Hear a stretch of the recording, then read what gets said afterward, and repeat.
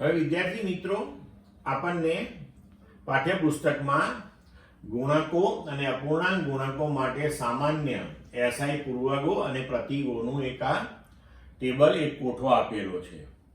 આ બહુ જ અગત્યનો છે અને આપણે યાદ જ રાખવાનો છે. આ જેમ કે અવયવ 10⁸18 તો એને કહેવાય એક્ઝા અને એનું પ્રતીક છે ઈ.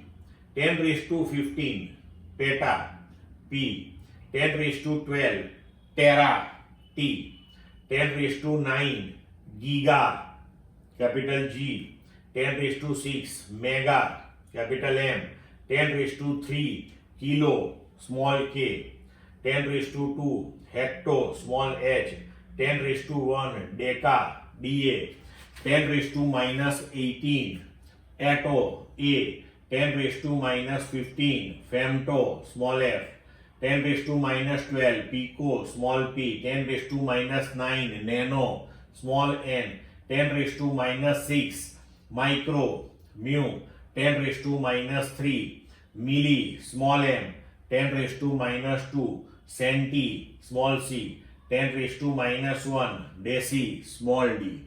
હવે આ એટલા માટે મિત્રો આપણે યાદ રાખવાનું છે કે તમને જ્યારે દાખલાઓ પૂછવામાં આવે છે એની અંદર જ્યારે જે ભૌતિક રાશિઓ તમને આપી હોય છે ત્યારે તે ભૌતિક રાશિઓના મૂલ્યો તમને આવા પૂર્વગો સાથે આપવામાં આવે છે.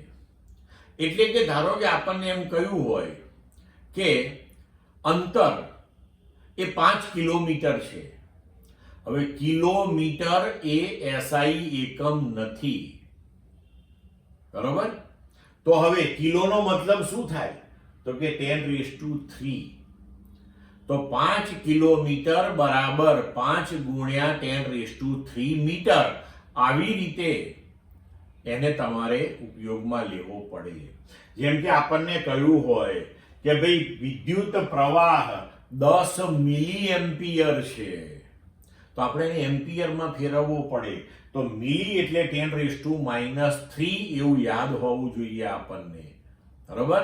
તો આપણે લખી શકીએ કે 10 × 10⁻³ એમ્પિયર.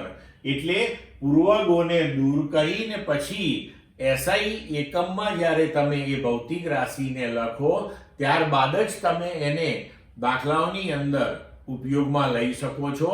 અને એવું કરીએ તો જ આપણા દાખલાનો આન્સર સાચો આવે, નહીંતર કોઈ દિવસ આવે નહીં. એટલે આ ટેબલ, આ કોઠો ખૂબ ઉપયોગી છે અને આ તમારે એકદમ સરસ રીતે ગોખી રાખવો પડે.